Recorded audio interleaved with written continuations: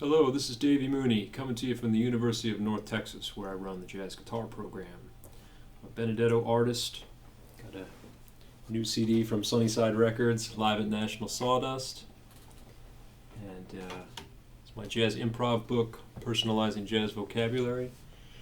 And I wanted to talk today about the Wayne Shorter tune, Yes or No. Sometimes, at least on certain records, it's yes and no. On Branford Marsalis's record Random Abstract, which is one of my favorite versions. But it seems like most of the time it's yes or no. Wayne Shorter recorded it on JuJu from I guess 65 with McCoy Tyner, Elvin Jones, and Reggie Workman. And that version and the version on Random Abstract are the ones that I know the best. And it's a really fun tune. We've been doing it in my improv class here. I always like to do some Wayne Shorter music. And I'll just go through the harmony of this tune a little bit. It's really nice. It's a combination of kind of modal progressions and very functional harmony progressions. So it starts out, you have 4 bars, like a D7 sus, and then 4 bars of a D major 7. And that's followed by a quick like 2-5 to G, and then F7, B flat major. And that goes by real quick, like 2 beats on each chord, like 1, 2, 3, 4, 1, 2, 3. Then you have 2 bars on B flat major, and then like an E minor 7 or an E minor 9, which I really like because I like doing this chord. And that repeats for the second A section. And then the bridge, you have a very long series of 2-5s. It's actually kind of similar to the bridge of Speak No Evil. But you have A minor 7 flat 5 for 2 bars, D7 for 2 bars, G minor 7 for 2 bars, C7 for 2 bars, F minor 7 for 2 bars, B flat 7 for 2 bars, E flat major 7 for 2 bars, and then A minor 7 or A minor 11 for 2 bars. And then the last A section is the same as the first. And yeah, like I said, it's a really fun progression. I guess harmonically what I'll often do is on that D7 sus, I'm treating it kind of just like a D7 or a A minor 7, playing my the kind of things that I play with that type of progression, like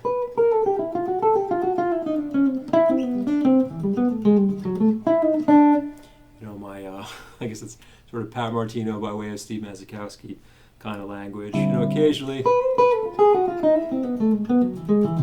I might make it Lydian dominant. I don't know. Might put a sort of like a melodic minor sound in there. There's a lot of different things you can do.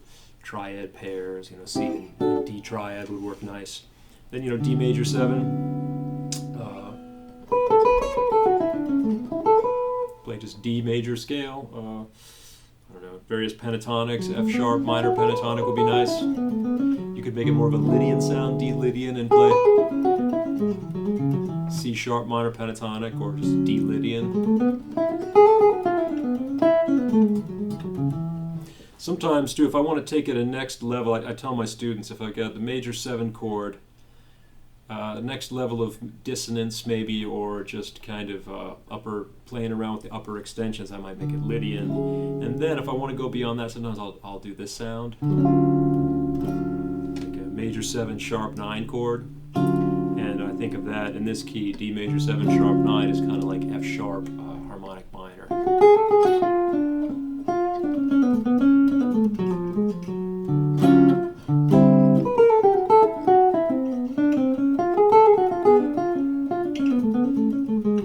That'd be kind of fun if you're going to play multiple choruses on this tune, maybe D7 sus, D major 7, D Lydian, and then maybe that major 7 sharp 9 if you want, or not. And then this progression, I guess the trickiest part for me is navigating that.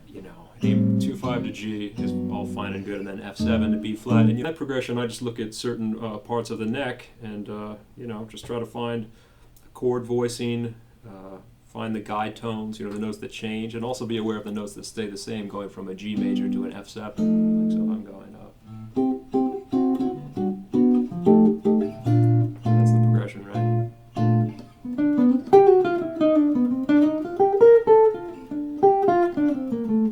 I guess in that case, I'm kind of looking at A minor 7 here, D7 or D7 flat 9 here, G major, and I'm kind of thinking like for the F7, like a C minor. That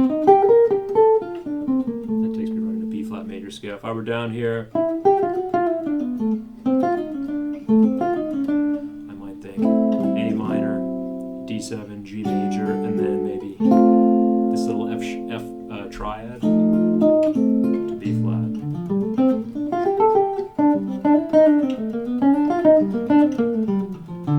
You know, in each part of the neck, I have some grips and fingering things that help me get from playing a 2-5 in G and then a 5-1 in B flat. So I'll be here like,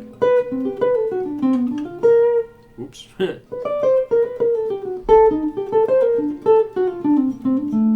on that spot.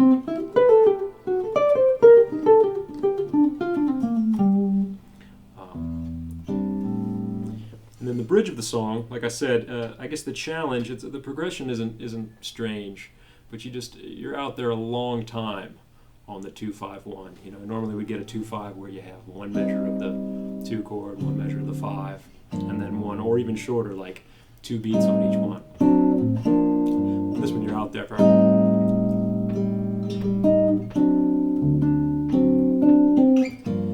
So for me, if I'm going to decide to alter the dominance, like D7 go to G minor, C7 go into F, I have to make sure I don't start the alterations too early, or if I do, make sure I don't run out of gas. So often, what I'll do,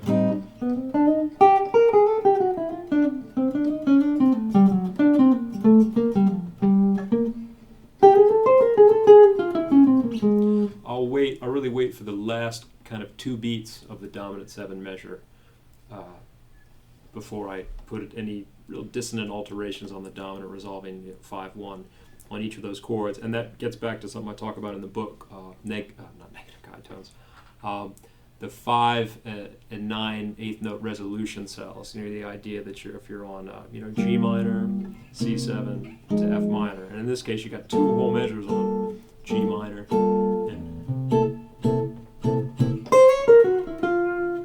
I would wait for those last 2 beats to do something, like I could do a tritone sub, I could go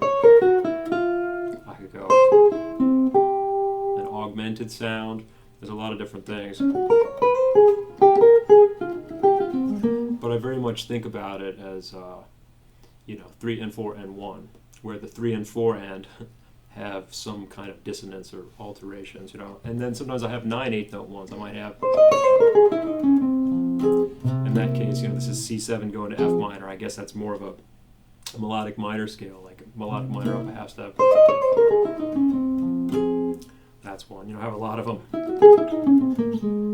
That's another one that's kind of melodic minor based. But so that's the challenge of that part to me. And it's nice. I really love listening to Wayne Shorter on this recording. You get to hear him really sort of bop out during the bridge. And there's one interesting thing in the recording that I like to point out to students, and it's right around minute 2. I remember that, and I think it's the second A of one of his choruses going into the bridge. But he's on that D7 sus, and I don't know if this was a mistake or his finger slipped or if he was just trying to experiment with some different sounds over that pedal, D pedal. But what he does, he starts off, this is the second A, he goes,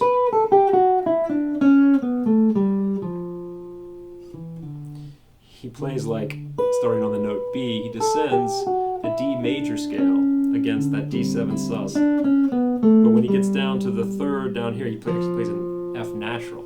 So it's this interesting. But then right after that, it's another 2 bars of the D7 sus. He just plays a straight up D Mixolydian scale. So I don't know if he was meant to do both things or he realized, oops, I better play D Mixolydian after that interesting combination of major 7 with a minor third. I mean, it's kind of a he plays the major third in that octave, and then when the major 7 chord comes, he just goes,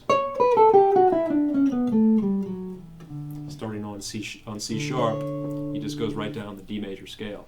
So that's kind of an interesting spot. Like I said, I'm not sure if he's working on like a modal mixture and thinking it's a D pedal. I'll just experiment with different modes of D. But I remember on transcribing ESP when I was in in college here at UNT as an undergrad, and I don't have I can't call to mind the exact line, but I remember on that first chord, that E major 7, E7 sharp, not he plays like an E Lydian scale. There's some different sounds that he, different than what we would be taught in jazz education, are the correct scales for those chords that sometimes he'll do with the same root.